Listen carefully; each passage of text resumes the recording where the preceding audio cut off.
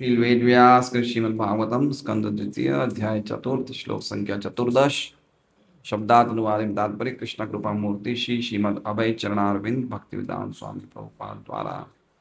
नमो नमस्ते ऋषभाय सात्वतां विदुर काष्ठाय मुहुः योगिनां निरस्त साम्यातिशयन राधसा स्वधामनि ब्रह्मणि रंस्यते नमः। नमः नमते। मैं आपको नमस्कार करता हूँ। अस्तु। हे ऋषभाय, महान पार्षद को, सात्वताम, यदुवंश के सदस्यों को, विदुर काष्ठाय, संसारी द्वंद्वों से दूर रहने वाला, मुहुः, सदैव, कुयोगिनाम, अभक्तों का, निरस्त, ध्वस्त, साम्य, समान पद, अतिशयन, महानता से, राजसा, ऐश्वर्य से, स्वधामनी, अपने धाम में, ब्रह्मणि, वैकुंठ लोक में, रंस्यते, भोग करते हैं, नमः, मैं नमस्कार करता हूँ।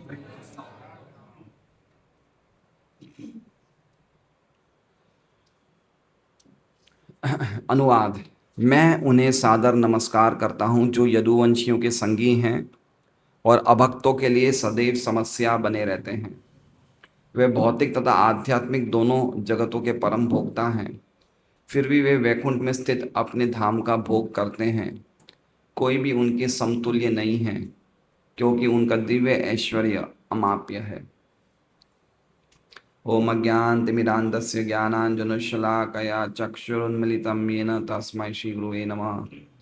नामशिष्टमनुमपि शचीपुत्रमत्र स्वरूपं रूपं तस्याग्रजमुरुपुरीं माथुरीं गोष्ठवाटीं राधाकुण्डं गिरिवरम् अहो राधिका माधवाशां प्राप्तो यस्य प्रतितकृपया श्रीगुरुं तं नतोऽस्मि।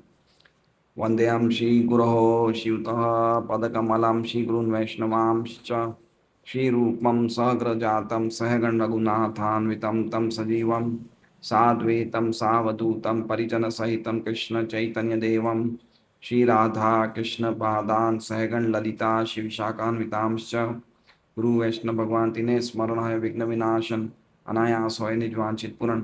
हरे कृष्णा कृष्णा कृष्णा हरे हरे, हरे राम राम राम हरे हरे। सभी भक्तों का भागवतम क्लास में स्वागत है। तो ये अद्भुत प्रार्थनाओं की श्रृंखला हम पढ़ रहे हैं जो सुखदेव गोस्वामी प्रार्थना कर रहे हैं। एक तरह से वो मंगलाचरण कर रहे हैं, क्योंकि भगवान के बारे में बोलना वो शुरू करने वाले हैं, इसलिए पहले मंगलाचरण कर रहे हैं। तो जैसा कि हमने 2 श्लोकों में देखा, आज तीसरी प्रार्थना है। हाँ, आज तीसरी प्रार्थना है। तो एक एक प्रार्थना है, अगर हम याद नहीं कर सकें तो एटलीस्ट अगर हमारे पास एक बुक और पेन हो तो हर एक प्रार्थना में अनेक अनेक गुण बताएं भगवान के, है ना। जैसे हम पहली वाली प्रार्थना पढ़ते हैं जिसमें वो कह रहे हैं, सब साथ में बोलिए और हृदय से ऊंचे उच्चारण में बोलेंगे। श्री शुक उवाच नमः परस्मै पुरुषाय भूयसे सदुद्भव स्थान निरोध लीलया गृहीत शक्ति तृतयाय देहिनाम अंतर्भवायानुपलक्ष्य वर्तमने। तो बहुत सुंदर प्रार्थना है ये। क्या कह रहे हैं सुखदेव गोस्वामी, नमः परस्मै पुरुषाय भूयसे, मैं उन सबसे परम पुरुष भगवान को प्रणाम करता हूँ।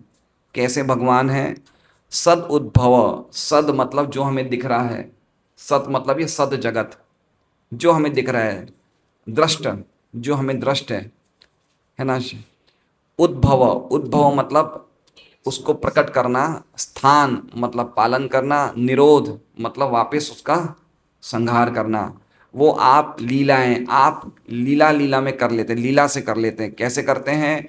ग्रहीत शक्ति तृतयाय दे नाम, ग्रहीत शक्ति तृतयाय, तीन प्रकार की शक्तियों को आप धारण करते हैं। कौन कौन सी तीन प्रकार की शक्तियां हैं? रजोगुण, सतोगुण, तमोगुण को त्रिताय है, और ब्रह्मा विष्णु महेश के रूप में आप जगत को सृजन करते हैं, पालन करते हैं, संहार करते हैं। और क्या कह रहे हैं फिर? आप कहाँ रहते हैं? देही नाम अंतर्भवाय, जितने भी देहधारी जीव हैं उनके अंतर्भवाया, आप उनके अंतर निवास करते हैं। तो फिर आप तो सब जगह दिखते हैं? बोले नहीं, अनुपलक्ष्य वर्तमने, आपका मार्ग कोई नहीं समझ सकता है। यद्यपि आप कहाँ रहते हैं? सबके हृदय में रहते हैं, लेकिन आपको समझने की बात तो दूर की, आपके मार्ग पे भी कोई पहुंच नहीं सकता है। कौन पहुंच सकते हैं? जो भगवान के भक्त हैं, उनके अलावा कोई भी भगवान के मार्ग को भी नहीं जान सकते हैं। तो ये पहली वाली क्या कहते हैं, प्रार्थना थी। तो इसमें तीन क्वालिटीज हैं भगवान की। पहली क्वालिटी क्या है? कि भगवान ही इस प्रपंच जगत का उद्भव के कारण है, पालन के कारण है और निरोध के कारण है। ठीक है। दूसरी क्वालिटी क्या है? कि भगवान सब देहधारियों जीव के अंदर निवास करते हैं। और तीसरा क्या है? कि उनके मार्ग कोई समझ नहीं सकता। अनुपलक्ष्य वर्तमने, वर्तमने मतलब गति, मार्ग, और लक्ष्य मतलब दिखने वाला, और अनुपलक्ष्य मतलब नहीं दिखने वाला। उनका मार्ग नहीं देख सकते हैं कोई भी व्यक्ति, भक्तों को छोड़ के। तो ये पहली श्लोक की तीन क्वालिटीज थी। तो ये क्या है? ये श्लोकों के गुणों को जब हम सुनेंगे, उनको मनन करेंगे, और फिर उसके बाद जब हम हरे कृष्णा कृष्णा कृष्णा हरे हरे, हरे राम राम राम हरे हरे, फिर हम जब हरे कृष्ण महामंत्र करेंगे तो हमारे हृदय का एक भाव ही अलग होगा। अभी हम लोगों के पास रीडिंग करने का टाइम ही नहीं है, भागवत पढ़ने का टाइम ही नहीं है। तो अभी जब हम हरे कृष्ण महामंत्र करते हैं तो हम क्या देखते हैं, सोचते हैं कल काम वाली क्यों जल्दी चली गई, कल मेरा काम क्यों बाकी रह गया। बोल क्या रहे हैं हम लोग? हरे कृष्ण महामंत्र। अंदर क्या बातें चल रही है? हमारा व्यापार, काम, घर की बातें चल रही है। तो वो भगवान के नामों का उच्चारण नहीं है। नामों का उच्चारण मुंह से नहीं होता है। कहाँ से होता है? हृदय से होता है। और हृदय में क्या चीजें भरनी चाहिए? हमारे भगवान के गुणों को जब तक हम हृदय में नहीं भरेंगे तो हमें कौन सी चीजें याद आएंगी? हमें भौतिक चीजें याद आएंगी। ले रहे हैं नाम भगवान का, लेकिन हमें क्या देखना है कि आज मेरा डॉक्टर का अपॉइंटमेंट है 11 बजे का, मुझे वहां जाना है। मुंह से क्या ले रहे हैं? हरे कृष्णा हरे कृष्णा। तो जब हम हरे कृष्णा से मुंह से लेते हैं, लेकिन जब कोई संकट आता है तो हम फिर राम राम या कृष्ण कृष्ण नहीं बोलते हैं। हम क्या बोलते हैं? अरे बाप रे, ये क्या हो गया। जैसे है ना, तोता है, तोता हमेशा राम राम बोलता है, लेकिन जब तोते की मृत्यु आती है तो वो क्या है? मृत्यु के टाइम पे राम राम नहीं निकलता है। समझे आप? तो खाली मुंह से राम कृष्णा बोलेंगे, लेकिन हृदय से नहीं बोलेंगे तो मृत्यु के टाइम पे राम कृष्णा नहीं निकलेगा। इसलिए हृदय में भगवान के गुणों को धारण करना चाहिए, भगवान की क्वालिटीज को धारण करना चाहिए। कैसे हैं भगवान? तो दूसरा श्लोक कल हमने पढ़ा था, उसमें बताया, उसमें अब पहले श्लोक में 12वें श्लोक में बताया कि उनके मार्ग को कोई नहीं जानता, और वो कहाँ निवास करते हैं? सबके अंदर निवास करते हैं। अब देखिए 13वें श्लोक का लिंक क्या है। सुखदेव कैसे कहते हैं? भूयो नमः, मैं उनको वापस प्रणाम करता हूँ। भूयो मतलब, भूय मतलब अरे वाह क्या सुंदर गुण है, मैं उनको वापस, भूय मतलब पुनः, मैं उनको वापस प्रणाम करता हूँ। यद्यपि वो दिखते नहीं हैं, लेकिन सभी प्रकार के अलग अलग प्रकार के फल देने वाले वो ही हैं। तो इसमें भी तीन क्वालिटीज बताई है कि तीन प्रकार के लोगों को फल कौन देते हैं। अल्टीमेटली दिख नहीं रहे हैं, उनके मार्ग कोई जान नहीं सकता है, लेकिन सबको विशिष्ट प्रकार के फल कौन देते हैं? वो एक ही व्यक्ति देते हैं। तो कैसे फल दे रहे हैं? तो हम पढ़ते हैं सब साथ में, बोलिए। भूयो नमः सद्वृजनच्चिदे सताम् असंभवायाखिल सत्त्वमूर्तये पुंसां पुनः पारमहंस्य आश्रमे व्यवस्थितानाम् अनुमृत्युदासुषे। अब देखिए तीन चीजें देते हैं। क्या कह रहे हैं? भूयो नमः, मैं उनको वापस प्रणाम करता हूँ। कौन प्रणाम कर रहे हैं? सुखदेव गोस्वामी। और सुखदेव गोस्वामी क्या थे? सभी मुनियों के गुरु थे। तो सुखदेव गोस्वामी कितनी बार प्रणाम कर रहे हैं? मैं उन्हें बार बार प्रणाम कर रहा हूं। इसलिए कभी भी भगवान के सामने प्रणाम करने में शर्म कभी नहीं करनी चाहिए। हमारे बड़े बड़े आचार्य तो 1,000 बार रोज प्रणाम करते थे, है ना। रघुनाथ दास गोस्वामी रोज 1,000 बार मंदिर में प्रणाम करते थे। खूब प्रणाम करना चाहिए, प्रणाम करने में बड़ा आनंद है, इससे बढ़कर आनंद कोई नहीं है। बड़ा आनंद आता है प्रणाम करते ही, हम बिल्कुल हल्के हो जाते हैं। हम्म। तो कह रहे हैं भूयो नमः सद व्रजिना छिदे असताम। मैं उनको वापस प्रणाम करता हूं, वो क्या करते हैं, सद व्रजिना छिदे। सद मतलब जो धर्म का पालन करते हैं। देखिए ये जो सत है ना, वो पिछले वाले सत से अलग है। श्लोक संख्या 12 में भी एक सत है। वो सत क्या है, वो ये प्रपंच जगत है। और ये सत है, सत ऐसे टी सत। ये सत क्या है, भगवान के भक्त, जो भगवान के पुण्यशाली भक्त हैं, जो धर्म का पालन करते हैं। तो मैं ऐसे भगवान को प्रणाम करता हूं जो ऐसे भक्तों के वृजिना, वृजिना मतलब उनके कष्ट, छिदे, छिदे मतलब काट देते हैं। क्या काट देते हैं, उनके उनके कष्ट खत्म कर देते हैं। आगे क्या कहते हैं, तो पहली क्वालिटी क्या करी उन्होंने, भक्त जो भी भगवान का भजन करते हैं वो उनके कष्ट निसंदेह भगवान काट देंगे। दूसरा क्या कह रहे हैं, असतम असताम असंभवाया। असताम, असताम मतलब जो सत नहीं है, वो असताम मतलब असुर, जो भक्ति नहीं कर रहे हैं, जो आसुरिक प्रवृत्ति के लोग हैं, जो भौतिकतावादी लोग हैं, उनका क्या करते हैं, असंभवाया। संभव मतलब होना, संभव मतलब अच्छी तरह होना, और असंभव मतलब नहीं होना। तो भव मतलब जन्म होना, संभव मतलब जन्म मृत्यु होना, और असंभव मतलब उनका जन्म का चक्कर ही काट देते हैं। किसका, जो अभक्त होते हैं। समझ रहे हैं बात को, भक्तों का तो कल्याण कर ही कर रहे हैं, लेकिन अभक्तों को भी मार के उनको भी मुक्ति प्रदान कर रहे हैं। समझ रहे हैं, एक अर्थ ये हुआ।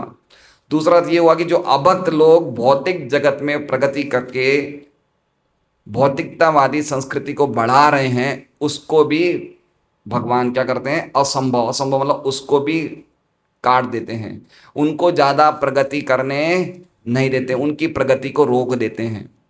तो असंभवाय का अर्थ समझ गए। पहली बात तो उनके जन्म मृत्यु के चक्कर को काट देते, कैसे, उनके द्वारा मृत्यु प्राप्त होके, ठीक है। जैसे कंस हैं, शिशुपाल हैं, रावण हैं, जितने भी असुर हुए वो सब भगवान के द्वारा मारे गए, तो उनका जन्म मृत्यु का चक्कर खत्म हुआ नहीं हुआ, ठीक है। महाभारत युद्ध में कितने करोड़ों करोड़ों योद्धाओं ने मरते समय क्या देखा, भगवान को देखा, सभी सब जन्म मृत्यु के चक्र से छूट गए, ठीक है। तो ये भगवान के भक्त नहीं भी थे, लेकिन भगवान का स्वभाव ही इतना मंगलमय है कि जो उनके द्वारा पालित होते हैं भक्त, उनका तो कल्याण होता ही होता है, लेकिन जो असुर हैं उनको भी भगवान मुक्ति प्रदान कर देते हैं। और अगर उनकी आसुरिक प्रवृत्ति है, जैसे कोई आसुरिक प्रवृत्ति मतलब भौतिक प्रगति में आगे रहते हैं, तो उनकी भौतिक प्रवृत्ति को भी वो काट देते हैं। तो दूसरी क्वालिटी, तीसरी क्वालिटी क्या बताएं, अखिल सत्व मूर्त है। वो क्या है, अखिल मतलब संपूर्ण, जिसमें कोई पूर्ण कमी नहीं है। खिल मतलब कमी, खिल मतलब निकृष्ट, और अखिल मतलब उत्कृष्ट। समझ रहे हैं, अखिल का अर्थ क्या होगा कि जिसमें कोई भी चीज कमी नहीं है। खिल का मतलब क्या है, कमी वाला। तो भगवान कैसे हैं, अखिल सत्व मूर्त है। भगवान अखिल सत्व, एक अर्थ ये हुआ कि पूरे ब्रह्मांड, पूरे जगत की मूर्ति भगवान है। भगवान ही जगत के रूप में प्रकट होते हैं, है ना। इसे कहते हैं जगत मूर्ति। तो एक तुम अर्थ हुआ, एक भगवान ही देवताओं के रूप में प्रकट होते हैं। सभी देवताओं की भी मूर्ति कौन है, भगवान है। और तीसरा अर्थ क्या होगा कि शुद्ध सत्व की मूर्ति भी भगवान है। रजोगुण तमोगुण सतोगुण से परे क्या है, अखिल सत्व मूर्त है। तो शुद्ध सत्व की मूर्ति मतलब उनसे बढ़कर और कोई मूर्ति मतलब उनसे बढ़कर और कोई व्यक्तित्व किसी का नहीं है। उनमें कहीं भी, उनके व्यक्तित्व में कहीं भी तमोगुण, रजोगुण और सतोगुण का मिश्रण उनके व्यक्तित्व में नहीं है। अखिल सत्व मूर्त है। अब ये आप ऐसी क्वालिटीज पढ़ेंगे तो कितना अच्छा लगेगा, है ना। हम भगवान के दर्शन कर रहे हैं, हम भगवान का नामों का उच्चारण कर रहे हैं, अखिल सत्व मूर्ति, ऐसे नाम होने चाहिए, है ना। तो ये चीजें बहुत अद्भुत है। भागवतम जो पढ़ेगा उसका तो हमें समझ में नहीं आ रहा क्या उसका कल्याण होगा। भागवतम पढ़ना इतना अद्भुत ग्रंथ है भागवतम, खाली पढ़ते रहे, इससे बढ़कर और कोई चीज नहीं है। तो क्या बता रहे हैं, अखिल सत्व मूर्ति, हे अखिल सत्व मूर्ति, मैं आपको वापस प्रणाम करता हूं। आखिर तीसरा क्या क्वालिटी बता रहे हैं, पुंसाम पुनः पारमहंस्यम आश्रमे, जो परमहंस आश्रम में स्थित है, ऐसे व्यक्ति जिनकी कोई भी इच्छा बाकी नहीं है, कोई भी जिनकी भौतिक इच्छा नहीं है, उनको भी आप क्या करते हैं, व्यवस्थिनानाम अनुमृग्य दासु से, वो जो विशिष्ट रूप से, व्यवस्थिनानाम का मतलब समझ रहे हैं, व्यवस्थिनाम स्थित मतलब स्थित होना, और व्यवस्थित मतलब अच्छी तरह स्थित होना, ठीक है। तो परमहंस कौन होते हैं, जो चारों वर्ण और चारों आश्रम से परे हैं, वो बिल्कुल अपनी जगह पे स्थित हैं। अपनी जगह पे स्थित मतलब अब उन्हें कोई भी हृदय में भौतिक कामनाएं नहीं बची, वो पूरी तरह से शुद्ध हो गए, उनकी जगह से वो हट नहीं सकते हैं। उनको क्या कह रहे हैं, अनुमृग्य दासुषे। अनुमृग्य मतलब उनका भी एक लक्ष्य है, क्या लक्ष्य है, भगवत प्रेम प्राप्त करना, तो वो भी वो भगवान ही देते हैं। दासुषे मतलब उद्धार करता, मतलब उनको देते हैं, उनके लक्ष्य को भी भगवान ही प्रदान करते हैं, ठीक है। तो अल्टीमेटली देने वाले कौन है, भगवान। जो भक्त हैं उनके दुखों को हरता है ना, और जो अभक्त हैं उनको मार के मुक्ति देते हैं या उनकी भौतिक प्रकृति को रोक देते हैं, और जो परमहंस हैं उनको क्या देते हैं, भगवत प्रेम देते हैं। सबको अपने अपने लक्ष्य कौन दे रहे, फल कौन दे रहे हैं। अब परमहंस में प्रभुपाद तात्पर्य में कहते हैं दो प्रकार के परमहंस होते हैं, एक ज्ञानियों में परमहंस होते हैं और एक भक्तों में परमहंस होते हैं। तो ज्ञानियों के परमहंस को क्या चाहिए, मुक्ति चाहिए, तो मुक्ति भी देने वाले भगवान ही हैं। और भक्तों वाले जो परमहंस उनको क्या चाहिए, उन्हें कृष्ण प्रेम चाहिए, शुद्ध भक्ति चाहिए, तो उन्हें भी वो ही देने वाले हैं। तो ये तीसरी क्वालिटी, ये दूसरे श्लोक की हमने क्वालिटीज पढ़ी है ना। तो तीन चीज में देखते हैं हम, भगवान अखिल सत्व मूर्ति हैं, भक्तों के कष्ट दूर करते हैं, अभक्तों की प्रगति को रोकते हैं, भौतिक प्रगति को, और तीसरा क्या है, परमहंसों को भी उनका लक्षित फल देते हैं। अब आज के श्लोक में बताया गया है कि भगवान भक्तों के लिए जितना सुलभ है उतना ही अभक्तों के लिए असुलभ है। भगवान भक्तों के लिए जितने सुलभ हैं उतना ही अभक्तों के लिए असुलभ हैं। और तीसरी क्वालिटी उनकी बताई है, उनसे श्रेष्ठ कोई नहीं है, ठीक है। तो आज की श्लोक में भी तीन क्वालिटीज, भक्तों के लिए सुलभ, अभक्तों के लिए असुलभ, और उनसे श्रेष्ठ कोई नहीं है। नमो नमस्तेस्तु ऋषभाय सात्वताम, नमो नमः, मैं आपको बारंबार प्रणाम करता हूं। ते मतलब आप, पिछले श्लोक में ते नहीं बोला, पिछले श्लोक में उन बोला, तो ते का मतलब वो बताना चाहते कि मैं आपकी पर्सनल उपासना करता हूं, समझ गए। भक्तों में एक पर्सनल रिलेशन होना बहुत जरूरी है। जैसे मान लीजिए कि आज अगर सब्जी जैसी माता जी ने बनाई है, तो मैं ये कहूँगा जैसी माता जी आपने बहुत अच्छी सब्जी बनाई, आप तो बहुत अच्छी टेस्टी सब्जी बनाते हैं। और एक तरफ मैं कहूँगा कि ये सब्जी उन्होंने बनाई है जो इस घर की मालकिन हैं, तो दोनों में से पर्सनल फीलिंग किस में ज़्यादा लगेगी, फर्स्ट में लगेगी ना, क्योंकि मैं इनको डायरेक्टली संबोधन कर रहा हूँ। और दूसरे में मैं क्या बोल रहा हूँ, इनडायरेक्ट संबोधन कर रहा हूँ, जो इस घर की मालकिन है उनकी सब्जी अच्छी बनी, तो पर्सनली किसको अच्छा लगेगा, पर्सनल, समझ रहे हैं, एक भाव किस में होगा, पहले वाले में।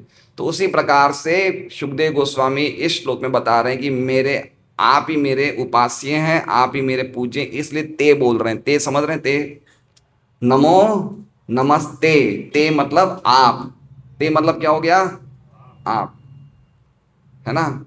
तो इसलिए भगवान के भक्तों को हमेशा पर्सनल फीलिंग्स होनी चाहिए हृदय में, समझ रहे हैं। तो अगर रोना है तो किसके सामने रोना चाहिए, भगवान के सामने। कोई समस्या तो किसके सामने बोलना चाहिए, कृष्ण के सामने। कोई अनर्थ है तो किसके सामने बोलना चाहिए, कृष्ण के सामने। हे कृष्ण, मेरे से मिठाइयाँ नहीं बंद हो रही है, कुछ रास्ता बताइए, समझ रहे हैं बात को। तो ये पर्सनल फीलिंग्स डेवलप होती है, ये आपस में एक आत्मीयता जागृत होती है।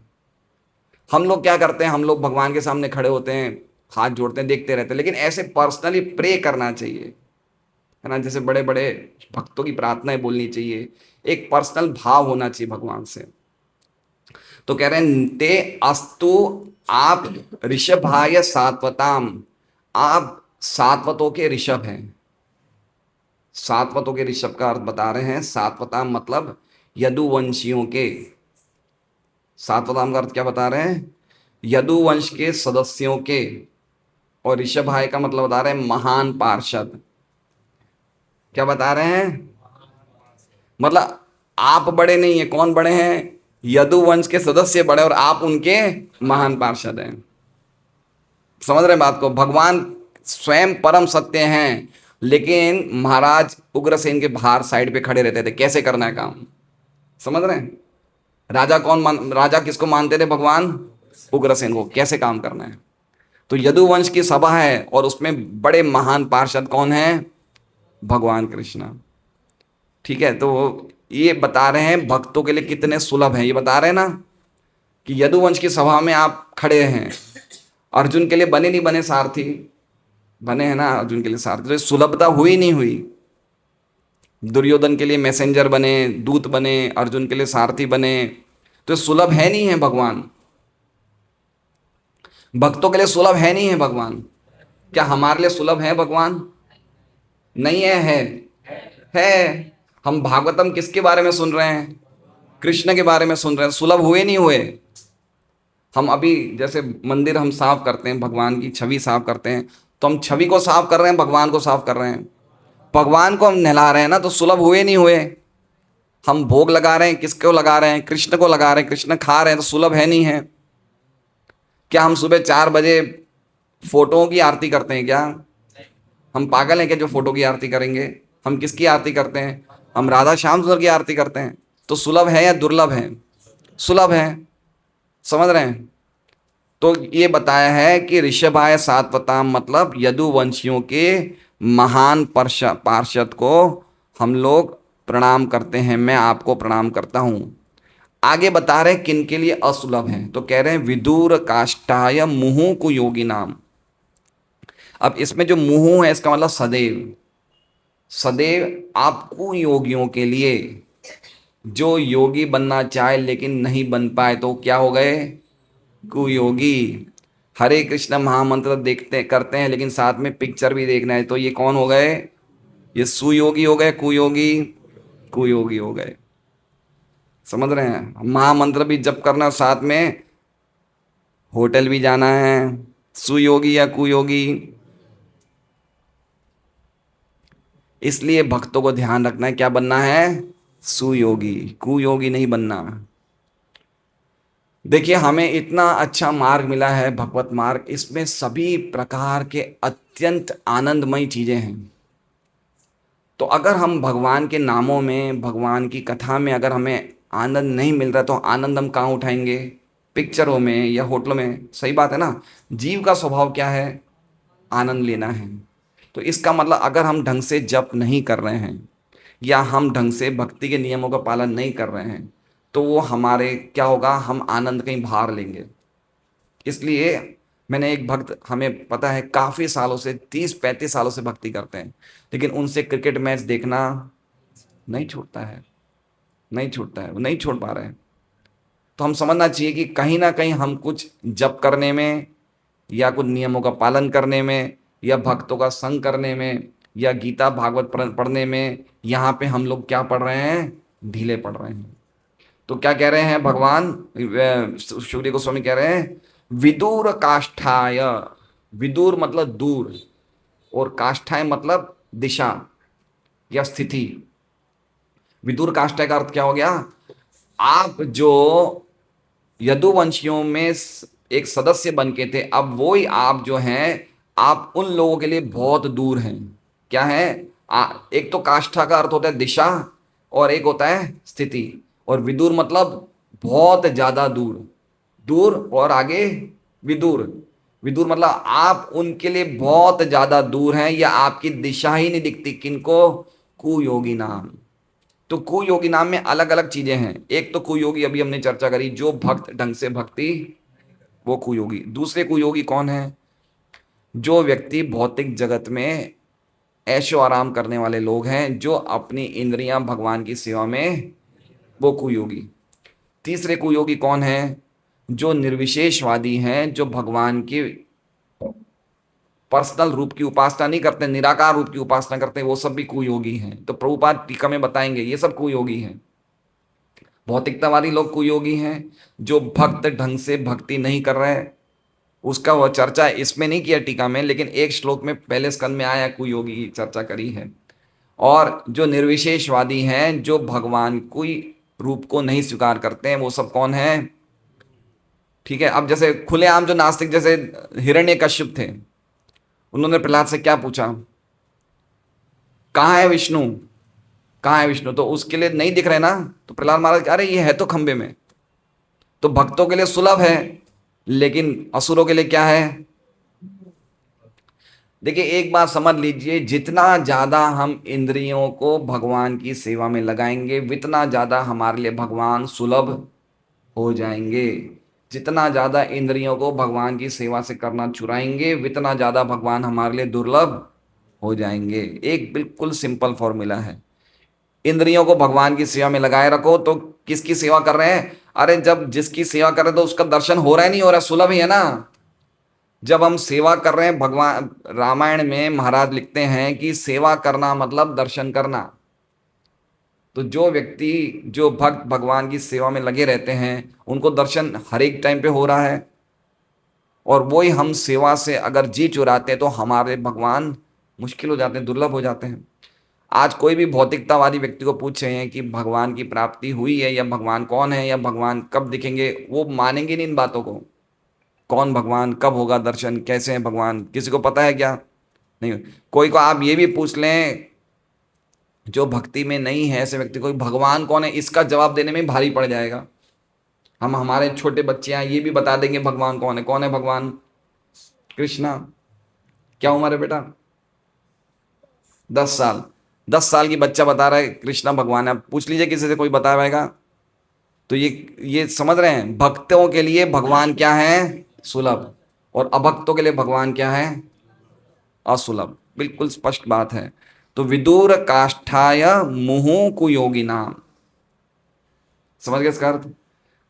तीसरा बता रहे हैं, निरस्त साम्यातिशयन, आप इतने महान हैं। अतिशयन मतलब आपकी महानता इतनी अतिशय है, इतनी अतिशय, इतने ज्यादा महान है कि निरस्त साम्या, आपने क्या कर दिया? आपके बराबर, साम्य मतलब बराबर, निरस्त मतलब ध्वस्त कर दिया। मतलब आपके बराबर कोई व्यक्ति हो ही नहीं सकता है, तो आपके बढ़कर तो फिर कौन होगा? समझ रहे हैं? अतिशय मतलब समझ रहे हैं, आप इतने ज्यादा महान हैं कि आपकी बराबरी कोई व्यक्ति नहीं कर सकता, तो आपके से बढ़कर तो कौन होगा? इसे एक शब्द बोलते हैं असमोर्ध्व। ना तो भगवान के सम कोई है, ना उनके ऊर्ध्व, ना उनसे बढ़कर है। थोड़ा आगे आ जाइए प्रभु जी, अमराराम जी, थोड़ा आगे आ जाइए।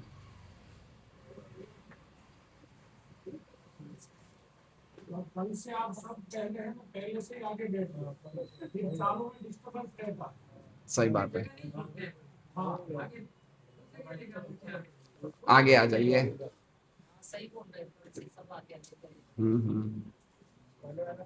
आगे बैठने में दिक्कत क्या होती है, मुझे समझ नहीं आता है। हमें होटल में जाते सबसे पहले सीट चाहिए, हमें थिएटर में सबसे पहले सीट चाहिए। इसमें पीछे या तो मेरे में करंट आ रहा है, जो पीछे रहना चाहते हैं आप लोग। तो थोड़ा और आगे आ जाइए प्रवीण, संतोष भाई, थोड़ा आगे आ जाइए।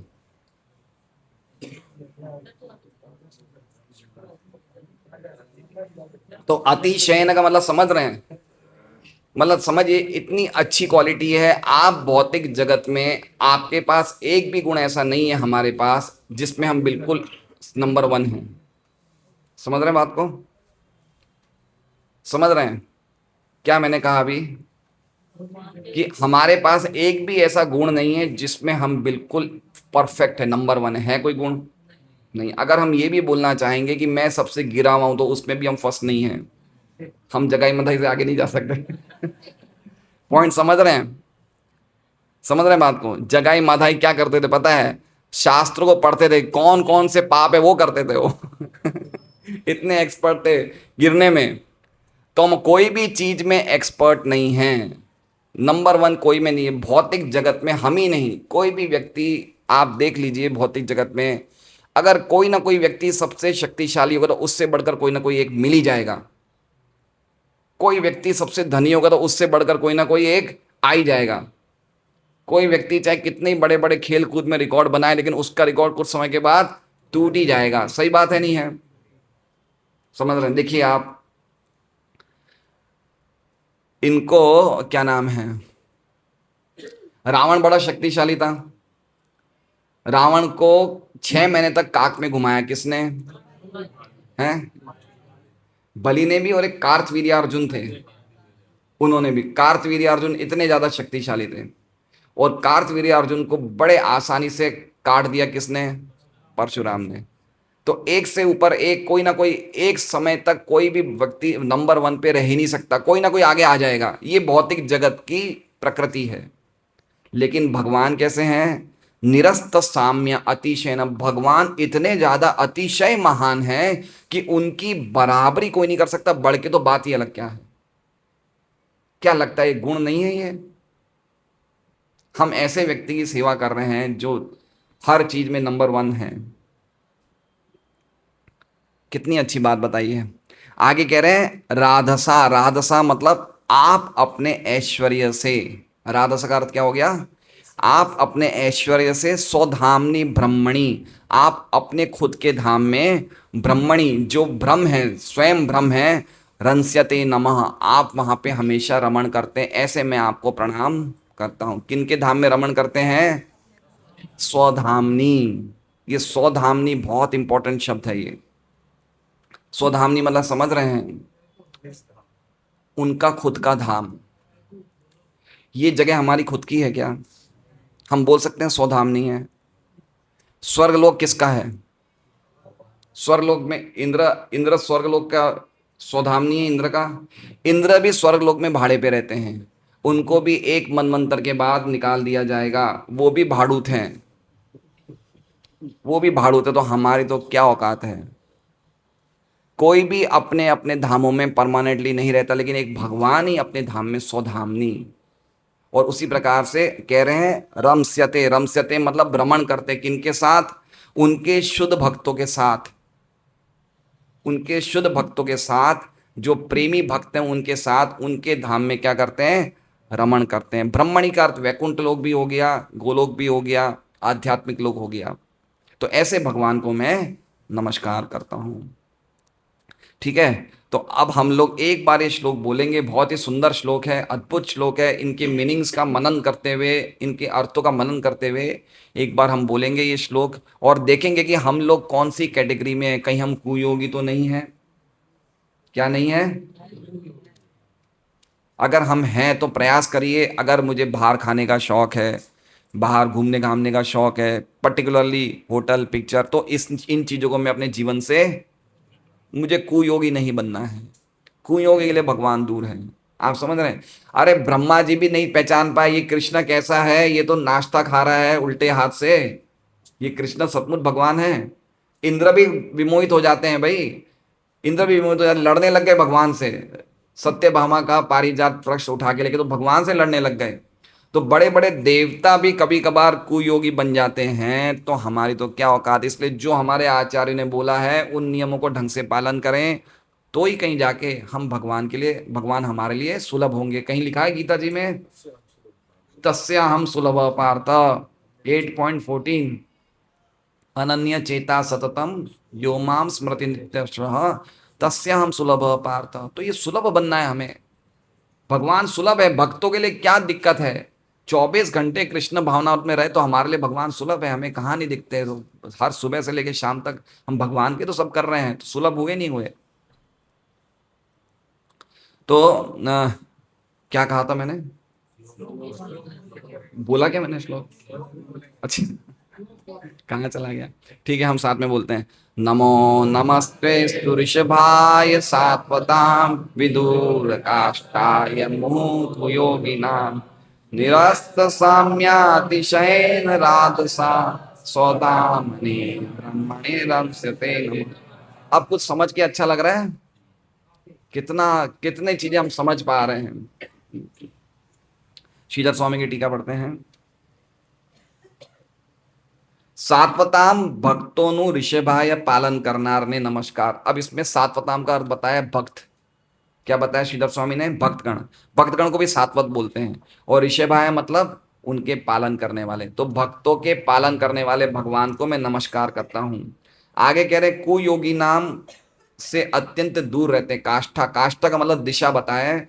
वो दिशा जिन जो दुर्गे परमेश्वर को, मतलब वो दिशा जो हमारे से बिल्कुल दूर रहते, हम परमेश्वर की दिशा भी नहीं जान सकते, तो उनको जानने के लिए दूर की बात है। तो दुर्गे है ऐसे परमेश्वर को नमस्कार। आगे कह रहे हैं क्या इसका मतलब भगवान भगवान में विषमता है? क्या कह रहे हैं? क्या इसका मतलब भगवान में विषमता मतलब समझ रहे हैं कि योगी को तो सुलभ है और कुयोगी के लिए असुलभ है, तो क्या विषमता है? भगवान तो कहते हैं ना समान है, बराबर है। तो कह रहे हैं कि ये बता रहे हैं भगवान के अचिंत्य ऐश्वर्य को, इसलिए उसे कह रहे हैं राधसा। ये ऐश्वर्य है कि अलग अलग होते हुए भी वो समान है। समझ रहे हैं बात को? राधसा का अर्थ समझ रहे हैं?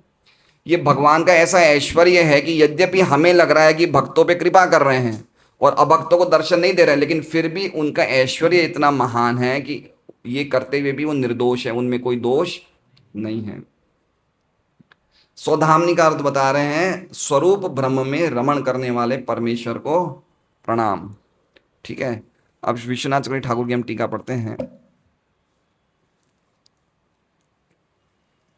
देखिए सबसे पहले विश्वनाथ चक्रवर्ती ठाकुर क्या बोल रहे हैं? आप ऐश्वर्य से और माधुर्य से भरे हुए हैं। किससे भरे हुए हैं?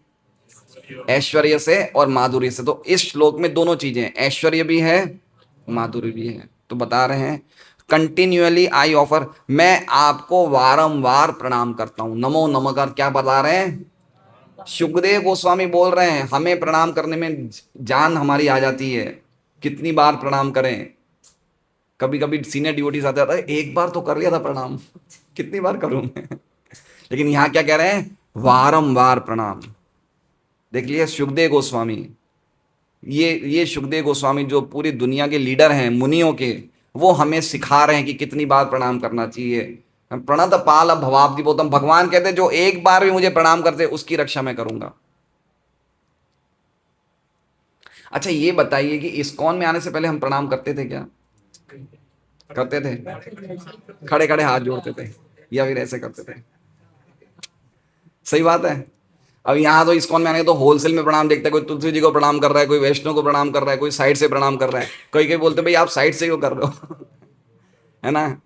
तो प्रणाम करना तो हम सीख गए आने के बाद, कितना झुक के प्रणाम करना बहुत अच्छी बात है ये तो ये देखिए कितना सब सीख रहे हैं हम इस्कॉन में आने के बाद। मैं आपको वारंवार प्रणाम करता हूं। ते का अर्थ है कि मैं, भगवान मेरे सीधे साधे पूजनीय श्री विग्रह हैं। ते मैं वसुदेव के पुत्र ऋषभाय को प्रणाम करता हूं जो यदु वंश में सात्वताम प्रकट हुए। ऋषभाय सात्वताम का एक और अर्थ है भक्तों की रक्षा करने वाले। लेकिन जो भगवान की भक्ति से दूर हैं, इनको इन्होंने क्या बताया? जो भक्ति से विहीन है वो कौन है? वो कुयोगी है। उनके लिए आप छुप जाते हो और दूर चले जाते हो। कुयोगी जो भगवान की भक्ति नहीं करते उनके लिए आप छुप जाते हो और दूर जाते हो। लेकिन यद्यपि आप छुपते नहीं हो, यद्यपि आप दूर भी नहीं जाते हो, लेकिन अभक्तों को आप नहीं दिखते। अभक्तों को आप नहीं दिखते। सही बात है। आप बताइए कौन भोग लगाता है? कोई लगाता है? नहीं लगाता है। तो भाई आप भोग लगाओ भगवान को दर्शन कर, लेकिन वो क्या बोलते हैं कि भगवान खाते थोड़ी हैं। भगवान खाते थोड़ी है। क्या तुम पागलपन करो, फोटो के सामने रख दिया? तो अभक्त हुए नहीं हुए, उनके लिए भगवान सुलभ ही नहीं है। ना वो भोग लगाते, ना वो कीर्तन करते, ना आरती करते हैं। सही बात है। निर्विशेषवादी तो ये सब नहीं करते हैं, मायावादी हैं, भाव के भूखे हैं। से नहीं भगवान को भोग लगाए वो ग्रहण नहीं करते। कौन? राम से नहीं। अच्छा, राम स्नेही संप्रदाय के। वो राम के नाम लेते लेकिन राम को नहीं मानते हैं। तो उनके लिए वो राम जो है ना, वो ये राम नहीं है, दशरथ नंदन राम नहीं है, वो उनका निराकार राम है। तो इन लोगों के लिए भगवान छुप जाते हैं। आगे कह रहे हैं कि आपके बराबर या आपसे शक्तिशाली कोई नहीं है राधसा, यह बता रहे हैं। आगे बता रहे हैं कि आप रंस्यते, आप भोगता है आपके धाम में जिसका नाम है मथुरा मंडल। क्या बता रहे हैं? स्वधामनी। स्वधामनी का अर्थ क्या बता रहे हैं? ये आपके नाम, धाम का क्या नाम है? मथुरा मंडल। वहां पे आप रमस्यते, आप रमण करते किनके साथ? जो आपके साथ रमण करने के योग्य हो गए हैं। कौन हो गए हैं? भगवान के सखा, भगवान के दास, भगवान के माता पिता, भगवान के भक्त, अरे प्रेमी। समझ रहे हैं? तो जब हम इस क्वालिटी पे पहुंच जाएंगे तब भगवान के धाम में एंट्री। समझ गए बात को? भगवान के धाम में जब प्रेम की क्वालिटी प्रवेश करेगी तब एंट्री मिलेगी। अभी हम लोग किस में हैं? अभी हम लोग भजन क्रिया पे हैं, हम भजन कर रहे हैं। अनर्थ अभी तक आए गए नहीं हमारे, अनर्थ नहीं गए अभी तक। इसलिए ये स्टेज पे आना है, भजन क्रिया से अनर्थ आना है, तो ही कहीं जाके हम प्रेमी भक्त बनेंगे, जहां भगवान के साथ हम सेवा में आनंद ले सकते हैं। कैसा धाम है? तो कह रहे हैं कि वो ब्रह्म का रूप है। स्वधामनी ब्रह्मणी। कैसा धाम है? ब्रह्म का रूप है। तास्याम मध्य साक्षात ब्रह्म गोपालपुरी। वो भगवान कृष्ण जो ग्वाल बाल है, उनका धाम है, उसे ब्रह्म खा गया है, वो साक्षात ब्रह्म है। गोपाल तापनी उपनिषद। राधसा उनके ऐश्वर्य को सूचित करता है। राधसा किसको सूचित करता है? और रंस्यते उनके माधुर्य को सूचित करता है। दो चीजें आ गई इसमें। राधसा किसको सूचित कर रहा है?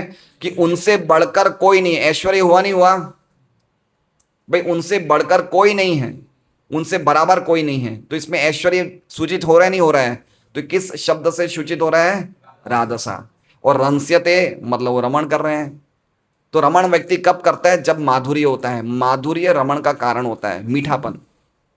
तो रमस्यते में क्या शब्द आ रहा है, क्या अर्थ आ रहा है?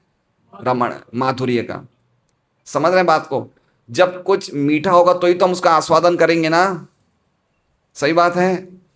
मीठी चीज के बिना आधुर्य आस्वादन, तो भगवान की लीलाएं सब माधुर्य से भरी है, तो उसमें रमण कर रहे हैं, उसमें रमण कर रहे हैं भगवान, और उनके भक्त, भक्त भी साथ में रमण कर रहे हैं। तो ये विश्वनाथ चक्रवर्ती ठाकुर की टीका है। अब हम प्रभुपाद की टीका पढ़ते हैं। मैंने ये नियम किया था कि 8:45 के बाद नहीं लेना है क्लास, लेकिन मैंने ही अपने नियम को तोड़ दिया। लेकिन समझ में नहीं आता, मेरे से चुप नहीं रहा जाता है, समझ में नहीं आ रहा है। मैं आगे ध्यान रखूंगा कि 8:45 के बाद नहीं बोलूं। डॉक्टर को डिस्टर्बेंस है। हैं? डॉक्टर को डिस्टर्बेंस करता नहीं। डॉक्टर से ज्यादा हमारे श्रोतागण डिस्टर्ब हो जाते हैं 8:45 से बाद में बोलता हूँ। ये ज्यादा बक रहा है, इसे बंद करो इसे। तात्पर्य, परमेश्वर श्री कृष्ण के दिव्य प्राकट्यों के दो पहलू होते हैं। शुद्ध भक्तों के वे नित्य संगी हैं। देखिए अब किसका पहला पॉइंट आ रहा है? सात्वत ऋषभाय, है ना। अब उसका प्रभुपाद देखिए कैसे हम देखते हैं, वर्ड टू वर्ड प्रभुपाद समझाते हैं। किसके बारे में समझा रहे हैं? सात्वत ऋषभाय, मतलब भक्तों के लिए कितने ज्यादा बिल्कुल सामने ही रहते हैं। तो उनके उदाहरण प्रस्तुत दे रहे हैं प्रभुपाद। क्या बता रहे हैं? यदुवंशियों के परिवार के सदस्य होकर, पहला। दूसरा, अर्जुन के सखा बनकर। तीसरा, वृंदावन वासियों के संगी पड़ोसी बनकर। चौथा, नन यशोदा के पुत्र बनकर। पांचवा, सुदामा श्रीदामा तथा मधुमंगल के मित्र बनकर। छठा, या व्रज भूमि की बालाओं के प्रेमी बनकर, इत्यादि इत्यादि, एक्सेट्रा। समझ रहे हैं बात को? ये क्या बता रहे हैं कि भगवान कितने सुलभ हैं, अपने भक्तों के लिए कितने सुलभ हैं। अब आगे बता रहे हैं कि किन के लिए दुर्लभ है। कितना सुंदर तात्पर्य ये उनके साकार स्वरूप का अंग है। तो उसमें पहले क्या लिखा हुआ है? दो पहलू भगवान के। क्या लिखा है?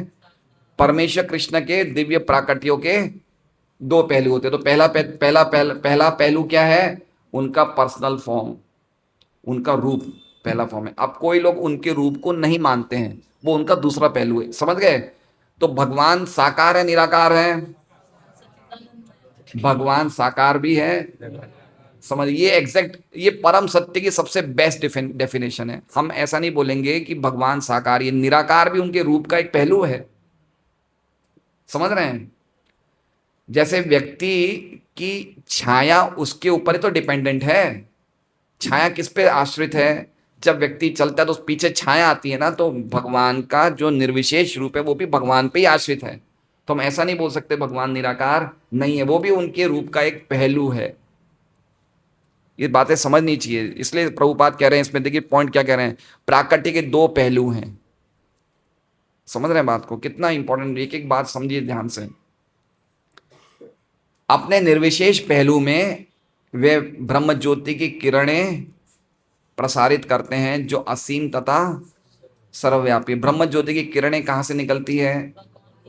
भगवान के रूप से निकलती है, भगवान के अंग से ब्रह्म ज्योति की किरण निकलती है, जो कैसी है? असीम है, जो अनलिमिटेड है, वो कहीं रुकती नहीं है। पूरे जगत, भौतिक जगत कितने हैं? भौतिक जगत कितने हैं? अनंत कोटि ब्रह्मांड है, वो सब भगवान की ब्रह्म ज्योति में ही स्थित है। तो ये भगवान की अंग कांति के बारे में बताया है, जो सर्वव्यापी है। सूर्य किरणों के तुल्य इस सर्वव्यापी ब्रह्म ज्योति का एक अंश महतत्व के अंधकार से आच्छादित होता है, और यही नगण्य अंश भौतिक जगत कहलाता है। इस भौतिक जगत में ऐसे असंख्य ब्रह्मांड हैं, जिस तरह के ब्रह्मांड का हम अनुभव कर रहे हैं और जिस ग्रह पर हम रह रहे हैं, ऐसे इनमें लाखों ग्रह हैं। संसारी लोग भगवान की किरणों के असीम विस्तार से किसी न किसी प्रकार से मोहित होते हैं। किन ठीक है, अब ये देखिए, समझिए क्या बताना चाहते हैं। इसमें बताना चाहते हैं कि भगवान की जो ब्रह्म ज्योति है ना, वो पूरे जगह, विश्व, सब जगह फैली हुई है। वो ब्रह्म ज्योति का एक छोटा सा हिस्सा, एक छोटा सा हिस्सा बादलों से ढका हुआ है। वो क्या हिस्सा है? उसे कहते हैं महत तत्व। और वो महत तत्वों में क्या है? पूरा भौतिक जगत है। ठीक है, तो अब इसके 10वें अध्याय के आखिरी श्लोक है, एकांशेन स्थितो जगत। तो आप समझिए, वो इतना महत्त्व है, उसमें कितने ब्रह्मांड हैं? कोटि कोटि ब्रह्मांड है। और हर एक ब्रह्मांड में कितने लोक हैं? कोटि कोटि लोक हैं। और वो क्या है? भगवान का एकांशेन स्थितो जगत, मतलब वो भगवान की खाली एक चौथाई सृष्टि है। कितनी चौथाई सृष्टि है? बाकी तीन चौथाई क्या है? भगवान की दिव्य धाम। खाली एक चौथाई, ये देखिए, इतने ज्यादा ब्रह्मांड, इतना भौतिक जगत है, इतने ब्रह्मांड है, वो भगवान का खाली 1/4 मैनिफेस्टेशन है। एक चौथाई सृष्टि, बाकी तीन चौथाई क्या है? आध्यात्मिक जगत है। और वो एक चौथाई सृष्टि में हम लोग स्थित हैं, ये बता रहे हैं। संसारी लोग भगवान की किरणों के असीम विस्तार से किसी न किसी प्रकार से मोहित होते हैं, किंतु भक्तों को भगवान के साकार रूप से ही प्रयोजन रहता है, जिससे प्रत्येक वस्तु उद्भूत होती है। जन्मादि अस्यतः, मतलब भगवान के रूप से ही किरणें निकल रही है। इसलिए अल्टीमेटली कारण क्या है सब कुछ चीज का? भगवान ही है। लेकिन कुछ लोग ऐसे हैं जो उस व्यक्ति को नहीं मानते। देखिए, भौतिक जगत में जितने भी पुरुष हैं या जितने भी व्यक्ति, उनमें कोई ना कोई दोष होता है। ठीक है, तो सामान्य लोग क्या सोचते हैं कि अगर भगवान एक व्यक्ति होंगे तो उनमें भी कोई दोष होगा। इसलिए अच्छा है कि परम सत्य एक कौन है? एक शक्ति है। एक क्या है? एक शक्ति है या करुणा है। जैसे कोई कोई गाड़ियों के पीछे लिखा रहता है करुणा, मैत्री, प्रेम, देखा है कहीं? तो वो इन भावनाओं को ही परम मानते हैं कि इनसे बढ़कर कोई नहीं है। या यूनिवर्सल एनर्जी, एक वैश्विक शक्ति है जो पूरे जगत को, समझ रहे हैं? ये सब किसके लोगों के लिए बता रहे हैं? सब कुयोगी हैं। पॉइंट समझिए बात को। कुयोगी कौन है? जो भगवान के साकार रूप को नहीं मानते। वो क्या कहते हैं? एक शक्ति है जो चला रही है। ठीक है, वो एक व्यक्ति को नहीं मान रहे। किसको मान रहे हैं? शक्ति को चला रही है, या एक प्रकृति को चला रही है, या फिर प्रेम, जो सब में प्रेम है, वो प्रेम ही सबको पालन कर रहा है। ऐसे अलग अलग थियरीज वाले लोग हैं जिनको कुयोगी बताया गया है। इनके लिए भगवान बिल्कुल दूर है, इनके लिए प्रॉब्लम है। भगवान क्या है? इनके लिए कृष्ण क्या है? प्रॉब्लम है, मिस्ट्री है, रहस्य है। ये लोग समझ ही नहीं सकते कभी भगवान को, ये समझ ही नहीं सकते। अगर ये सुन भी रहे हैं तो भी नहीं समझ सकते। अरे भाई, आप समझिए, 5000 साल पहले सबने देखा तो था कृष्ण को। कितने लोग समझे? समझे सब लोग? नहीं समझे ना। तो देखने से काम नहीं होगा, देखने से काम नहीं होगा। जब तक इंद्रियां भगवान की सेवा में नहीं लगेगी, देखने के बावजूद हम गलती कर देंगे। अल्टीमेटली हमें फुल टाइम सेवा में लगना पड़ेगा, कृष्ण भावनामृत में रहना पड़ेगा, तो ही हम समझ सकते हैं कृष्ण का जिसे कहते हैं ना क्वालिटीज, कृष्ण एक व्यक्ति हैं तो ही समझ सकते हैं, परम सत्य एक व्यक्तित्व वाले हैं। नहीं तो कृष्ण को भी हम लोग क्या करेंगे, मिस अंडरस्टैंड कर लेंगे। शिशुपाल था ना, बोला ना, क्या बोला शिशुपाल, मेरी वाइफ को उठा के ले गया, ये क्या बोला, जब तक शादी नहीं हुई उसकी, लेकिन वो इतना ज्यादा उसकी वाइफ मानता था कि शादी के पहले बोलता मेरी वाइफ को उठा के ले गया। समझ रहे बात को? रुक्मिणी के लिए, अरे भाई अभी तो शादी हुई नहीं, पहले से ही वाइफ मान लिया। तो इस तरह से जो व्यक्ति भगवान को नहीं समझ सकता है, वो भगवान को देखने के बाद भी गड़बड़ी कर सकता है। इसलिए समझना चाहिए कि जब तक हम शास्त्रों से नहीं सुनेंगे भगवान के बारे में, अगर कृष्ण हमारे सामने आ भी जाएंगे तो हम क्या बोलेंगे, भैया बैठो मेरा भी प्रसाद का टाइम है। समझ रहे बात को? इसलिए पूरा साइंस है, इसे कैसे समझना है, सुन के पता चलेगा, सब कुछ सुन के प्रॉपर व्यक्तियों से। जिस प्रकार सूर्य की किरणें सूर्य मंडल में संकेंद्रित रहती है, उसी तरह ब्रह्म ज्योति आध्यात्मिक आकाश के सर्वोच्च लोक गोलोक वृंदावन में संकेंद्रित, संकेंद्रित मतलब कॉन्सेंट्रेटेड, वहां पे भरा हुआ है, आध्यात्मिक किरणें वहां पे भरी हुई है भगवान के धाम में। असीम आध्यात्मिक आकाश आध्यात्मिक ग्रहों से भरा हुआ है, जो वैकुंठ लोक कहलाते हैं, और वे भौतिक आकाश से बहुत दूर है। जहाँ संसारी लोगों को सांसारिक आकाश के विषय में ही अपर्याप्त ज्ञान हो, भला वे आध्यात्मिक आकाश के विषय में किस तरह सोच सकते हैं। अतएव संसारी लोग सदैव भगवान से दूर, बहुत दूर रहते हैं। देखिए इसमें क्या लिखा हुआ है, अगर हम अर्थ पढ़ेंगे, विदुर काष्ठ का अर्थ क्या लिखा है, देखिए प्रभुपाद ने मीनिंग में क्या अर्थ दिया है, संसारी द्वंद्वों से, तो जो व्यक्ति द्वंद्व में फंसा हुआ है ना, वो भगवान उससे दूर रहते हैं। समझ रहे हैं बात को? द्वंद्व क्या है, जैसे मान लीजिए कि मैं पति हूं, तो मेरा द्वंद्व क्या हुआ, पत्नी। कोई भी व्यक्ति पति बनेगा, बिना पत्नी के तो पति बन नहीं सकता, और पत्नी भी बिना पति के पत्नी बन नहीं सकती। बाप बिना बेटे के बाप नहीं बन सकता, बेटा बिना बाप के बेटा नहीं बन सकता। समझ रहे हैं? तो ये द्वंद्व है। जो व्यक्ति द्वंद्व के रिलेशन में फंसा होता है, उसके लिए भगवान दूर है। और द्वंद्व है ही है, अगर यहाँ सुख है तो दुख भी है, अगर ठंडा है तो गर्म भी है। तो अगर हम द्वंद्व से ऊपर नहीं आएंगे तो हम भौतिक जगत में फंसे रहेंगे। इसलिए एक कुयोगी नाम का अर्थ बताया है, विदुर काष्ठ का अर्थ बताया है कि जो संसारी द्वंद्वों में फंसे हुए हैं, जो भौतिक जगत के सुख दुख में फंसे हुए हैं, उनके लिए भगवान बहुत दूर है। समझ रहे हैं? इसलिए सबसे पहले तो हमें देहात्म बुद्धि से निकलना पड़ेगा कि मैं ये शरीर नहीं हूं, ये शरीर में रहना भी एक द्वंद्व है। ये मुझे अच्छा लगता है, ये व्यक्ति मुझे अच्छा लगता है, लेकिन ये व्यक्ति मुझे बुरा लगता है, ये अच्छा नहीं है। बुरा अच्छा, लाभ हानि, द्वंद्वों से ऊपर उठना पड़ेगा। अद्भुत बातें लिखी गई है श्लोक में।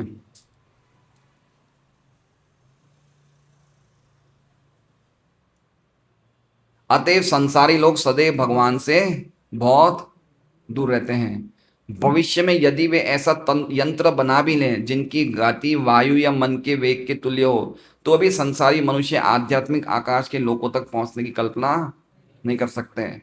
अतः भगवान तथा उनका निवास स्थान सदा के लिए रहस्य या कल्पना बना रहेगा। किसके लिए बोल रहे हैं? विदुर काष्ठाय कुयोगी नाम। क्या बना रहेगा उनके लिए? रहस्य। आप पहुंच ही नहीं सकते। गीत ब्रह्म संहिता का एक श्लोक है ना, पंथास्तु कोटि शतवत्सर संप्रगम्यो वायुरथा भी मनसो मुनिपुंगवाना। समझ रहे हैं? पंथास्तु कोटि, करोड़ों करोड़ों करोड़ों किलोमीटर की स्पीड से भी कोई जाएगा यान से, तो भी भगवान के चरणों के भी दर्शन वो व्यक्ति नहीं कर सकता है, अगर वो भगवान का योगी भक्त नहीं है तो। समझ रहे हैं? संसारी व्यक्ति, रावण क्या बनाना चाहता था? सीढ़ी बनाना चाहता था। कहाँ पे? स्वर्ग पे। तो यही तो प्रभुपाद यहाँ लिखना चाहता है कि लोग कितना भी चाहे मशीनें बना ले, यान बना ले, वाहन बना ले, कुछ भी बना ले, लेकिन ये तरीका नहीं है। तरीका क्या है? गीता जी में 9वें श्लोक में क्या गया है? तरीका जानो तो नहीं माता, क्या तरीका क्या गया है? भगवान के पास जाने का क्या तरीका कहा गया है 9वें अध्याय में? यान्ति देवव्रता देवान, पितृन यान्ति पितृव्रता, भूतानि यान्ति भूतेज्या, यान्ति मध्याजिनो विमाम। ये तरीका बताया, कोई मशीनों से नहीं जा सकते आप। जो देवताओं के उपासक हैं वो देवलोक में जाएंगे, जो पितरों के उपासक है पितृलोक में जाएंगे। तो उपासना करनी पड़ेगी, अगर कोई मेरी भक्ति करता है मेरे पास आएगा। ये तरीका है जाने का। आप अपनी शक्ति से भगवान के धाम में प्रवेश नहीं कर सकते। दोनों मेरी मजाक उड़ा रहे हैं, मैं बाहर देखता हूं आप दोनों को। आध्यात्मिक आकाश में उनका ऐश्वर्य अपरिमेय है, राधसा का अर्थ बता रहे हैं। भगवान समस्त आध्यात्मिक ग्रहों में असंख्य वैकुंठ लोकों में अपने पूर्ण अंशों का विस्तार करके मुक्त पार्षदों के साथ निवास करते हैं, किंतु जो निर्विशेषवादी भगवान से तदाकार होना चाहते हैं उनको ब्रह्म ज्योति की एक आध्यात्मिक स्फुलिंग के रूप में तदाकार होने दिया जाता है। उनमें इतनी योग्यता नहीं होती कि वे वैकुंठ लोकों में या परम लोक गोलोक वृंदावन में भगवान के पार्षद बन सके। ठीक है, तो ये बताया है। ये सब कुयोगी की वैकुंठ डेफिनेशन दे रहे हैं। निर्विशेषवादी भी कुयोगी हैं, भौतिकतावादी व्यक्ति भी कुयोगी है जो अपने मशीनों से जाना चाहते हैं। निर्विशेषवादी भी कुयोगी है, संसार में द्वंद में फंसे रहने वाले भी कुयोगी है। कितने सारे कुयोगियों की डेफिनेशन बता रहे हैं।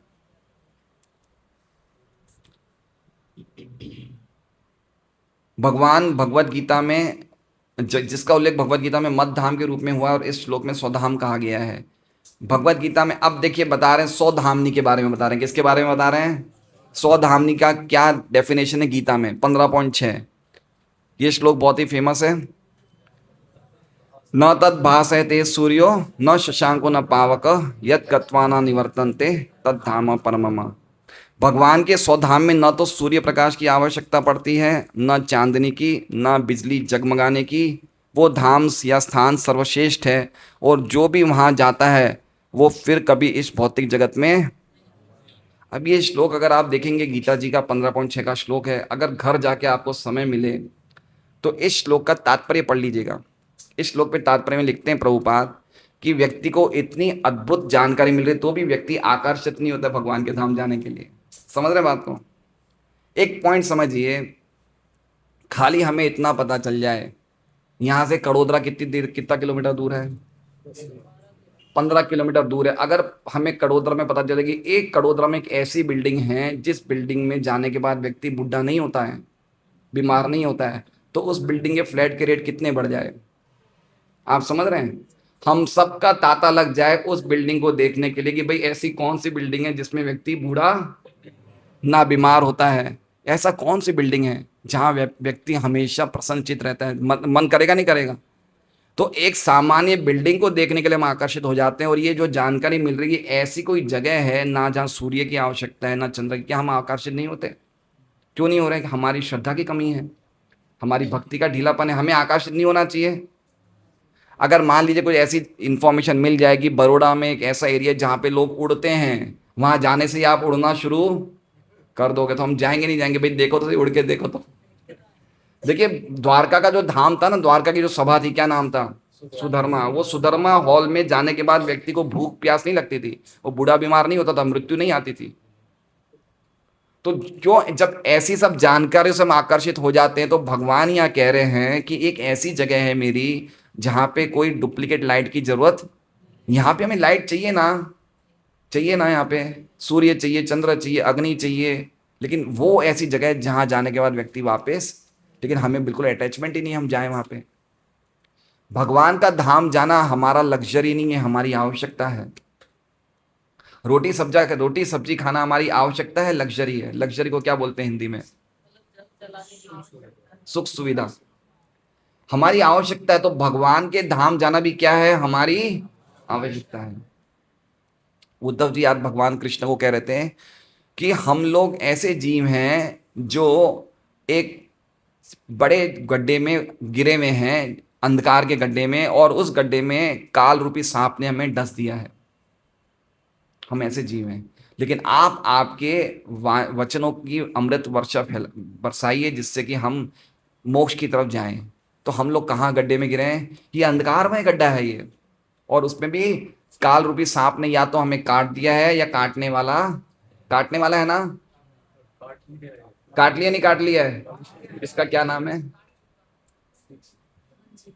मंजू जी आप बताइए, काटा नहीं काटा है? मंजू माता जी, काल रूपी सांप ने हमें काटा ही नहीं काटा है? नहीं काटा, आपको नहीं काटा है। अच्छा काटेगा नहीं काटेगा? काटेगा ना। तो हमें पता है सांप काटने वाला है, लेकिन अभी भी हम अंधकार से बाहर निकलने को तैयार नहीं है। और उसमें कह रहे हैं सुख और तरसम, ये विषय इंद्रिय का सुख जो बहुत ही घटिया है, उसको हमने क्या माना? उरु तरसम, उसके लिए जो हमारी प्यास है बहुत, उरु उरु मतलब बहुत भयंकर प्यास है। बहुत सुंदर श्लोक है, अद्भुत श्लोक है उद्धव जी का, आज मैंने पढ़ा भागवतम के 11वें स्कंद में। तो हमें कोई जानकारी पढ़ के भी अटैचमेंट नहीं हो रहा भाई, ऐसी जगह जाए नहीं जाए हम। आज आगे अपने डिंडोली चले जाएंगे, आज आगे अपने गोड़ादरा चले जाएंगे, हम यहीं जाने के लिए आए या कहीं और जाने के लिए आए? जानकारी मिल रही है ऐसी जगह जाना है हमें, है ना। भगवान के स्वधाम में न तो सूर्य प्रकाश की आवश्यकता पड़ती है, ना चांदनी की, ना बिजली जगमगाने की। वो धाम या स्थान सर्वश्रेष्ठ है, और जो भी वहां जाता है फिर वो कभी इस भौतिक जगत में वापस, तो ये अटैचमेंट होना चाहिए हमारे में। वैकुंठ लोक तथा गोलोक वृंदावन स्वयं प्रकाशित रहते हैं, और भगवान के इस स्वधाम से विकीर्ण होने वाली किरणें ही ब्रह्म ज्योति का निर्माण करती है। मतलब जो स्व प्रकाशित, मतलब भगवान के धाम में कोई अंधेरा, रोशनी कहाँ से आ रही है? रोशनी कहाँ से आ रही है केशव रुचि माता जी? भगवान के शरीर से रोशनी आ रही है, और वो पूरे धाम क्या है? स्वयं प्रकाशित, कोई अंधेरा नहीं है, बिल्कुल अंधेरा नहीं है वहां पे। इसकी पुष्टि मुंडक, कंठ, कठ तथा श्वेताश्वतर उपनिषद में हुई। अब देखिए प्रभुपाद की स्टाइल देखिए, पहले तो उन्होंने गीता जी का श्लोक दिया कि भगवान का एक ऐसा धाम धाम है, अब वही चीज की पुष्टि वो किस में कर रहे हैं? उपनिषदों की बातें बता के। ये देखिए सिस्टम होता है लिखने का। बहुत से लोग होते हैं जो गीता को नहीं मानते, लेकिन उपनिषदों को मानते हैं। तो उपनिषदों का भी एक बात लिख दी है से, आर्य समाज होते गीता को नहीं मानते, वेदों को मानते हैं। तो वो भी पुष्टि कर रहे हैं कि उपनिषदों में भी एक बात लिखी है। क्या लिखी है? न तत्र सूर्यो भाति न चंद्र तारकम, नेमा विद्युतो भांति कुतो यम अग्नि, तमेव भांतम अनुभाति सर्वम, तस्य भाषा सर्वमिदम विभाति। भगवान के स्वधाम में प्रकाश के लिए सूर्य, चंद्रमा या तारों की आवश्यकता नहीं पड़ती, न ही वहां बिजली की आवश्यकता होती है। तो फिर दीपकों के विषय में क्या कहा जाए? दूसरी ओर इन लोगों के स्वयं प्रकाशित होने के कारण ही सारा तेज, मतलब जो भी सूर्य की ज्योति भी इनसे ही आ रही है। सूर्य की ज्योति कहां से आ रही है? ब्रह्म ज्योति से। ब्रह्म ज्योति कहां से आ रही है? भगवान की अंग कांति से। समझ रहे हैं? तो ये देखना चाहिए कि भगवान का क्या ऐश्वर्य है। और ऐसा जो भी है जो जाज्वल्यमान है, वो उस स्वधाम के परावर्तन के कारण ही है। अब देखिए आखिरी आखिरी किसके बारे में बता रहे हैं? निर्विशेषवादियों के बारे में बता रहे हैं। जो निर्विशेष ब्रह्म ज्योति से चकाचौंध हो जाता है, वो व्यक्तिगत दिव्यता अर्थात साक्षात भगवान को, इसका अर्थ क्या है देखिए, निर्विशेष ब्रह्म ज्योति से चकाचौंध, चकाचौंध मतलब समझ रहे हैं? ज्योति की लाइट इतनी है कि हमें उसको, ज्योति के पीछे कौन है वो दिखता नहीं है। कभी आपने अनुभव किया है? कभी कभी हम लोग हाईवे पे जाते हैं, सामने से ट्रक आती है, और ट्रक इतना ज्यादा वो डिपर चलाती है, हेडलाइट इतनी तेज होती है कि हमें ट्रक नहीं दिखती है, लाइट दिखती है, और कभी कभी इसके कारण एक्सीडेंट हो जाता है, नहीं हो जाता है? सही बात है, सबने अनुभव किया होगा। हेडलाइट हाईवे पे ज्यादा दिखते हैं कि ट्रक इतनी तेज लाइट देती है कि उसके पीछे ट्रक है वो नहीं दिखता। तो इसी प्रकार से जो निर्विशेषवादी हैं वो क्या देखते हैं कि ये रोशनी इतनी जबरदस्त, तो ये रोशनी ही भगवान है, उसके आगे नहीं जाना चाहते हैं। उनकी अल्प बुद्धि बता रहे हैं कि रोशनी को ही परम मान लेते हैं कि रोशनी ही भगवान है, जो ब्रह्म ज्योति को मानते हैं। और फिर वो सोचते हैं इस ब्रह्म ज्योति में प्रवेश करना ही हमारी सिद्धि है, ये ब्रह्म ज्योति में प्रवेश करना ही हमारी सिद्धि है। इसलिए कह रहे हैं वो चकाचौंध की दिव्यता, चकाचौंध से वो चकाचौंध हो जाते हैं। वो भगवान की साक्षात व्यक्तित्व को, दिव्यता को नहीं जान सकता। इसलिए इसलिए जो भक्त होते हैं वो एक प्रार्थना करते हैं। कहाँ प्रार्थना करते हैं? तो ईशोपनिषद के 15वें श्लोक में बताया है, ये प्रार्थना की गई है, भगवान अपने जाज्वल्यमान तेज को हटा ले जिससे भक्त वास्तविकता का दर्शन कर सके। ये श्लोक इस प्रकार समझ रहे हैं। लेकिन भक्त कितने समझदार हो, क्या देखते हैं कि ये तेज के पीछे भी कोई व्यक्ति, लेकिन मेरी शक्ति नहीं है तेज को हटा लूं। तो वो क्या प्रार्थना करता है कि हे कृष्णा, आप इस तेज को हटा लीजिए जिससे कि मैं आपको देख सकूं। समझ रहे हैं? अगर हमें सूर्य लोक में सूर्य देव के दर्शन करने हैं तो हम कौन से रास्ते से जाएंगे? कहाँ से जाएंगे? सूर्य लोक से ही जाएंगे ना। तो सूर्य लोक में पहले क्या आती है? सूर्य की बिल्कुल सकेंद्रित किरणें। तो हमें ये नहीं समझना कि किरणें ही सब कुछ है, किरणों के पीछे कौन है? सूर्योदय। उसी प्रकार से ब्रह्मा ज्योति की जो लाइट है, इतनी अद्भुत लाइट है, तो हमें ये नहीं समझना कि ये ही सब कुछ है। इसके पीछे कौन है, जहां से लाइट आ रही है। लाइट सब कुछ नहीं, लाइट भी कहीं से आ रही है। तो क्या प्रार्थना है, हिरणमयेन पात्रेण सत्यस्यापीतं मुखम तत्त्वं पुषन् अपावरणु सत्य धर्माय दृष्टये। हे भगवान, आप भौतिक तथा आध्यात्मिक सभी वस्तुओं के पालक हैं, और प्रत्येक वस्तु आपकी कृपा से फलती फूलती है। आपका भक्ति योगी धर्म का वास्तविक सिद्धांत अर्थात सत्य धर्म है, और मैं उस सेवा में लगा हुआ हूँ। कृपा अपने असली मुख का दर्शन देकर मेरी रक्षा करें। अतएव आप अपनी ब्रह्म ज्योति किरणों के इस पर्दे को हटा ले। हिरणमय न पात्रेण, हिरणमय मतलब चमकता हुआ पर्दा, जिससे मैं आपके सच्चिदानंद स्वरूप का दर्शन कर सकूं। कितना सुंदर प्रभुपाद की टीका है। हरे कृष्ण। श्रीमद् भागवतम की जय। मैं क्षमा चाहता हूँ, हम वापिस लेट हो गए आज, लेकिन टीका भी थोड़ी लंबी थी, और अलग अलग आचार्यों की टीका से लेट हो गए हम लोग। तो आज का प्रसाद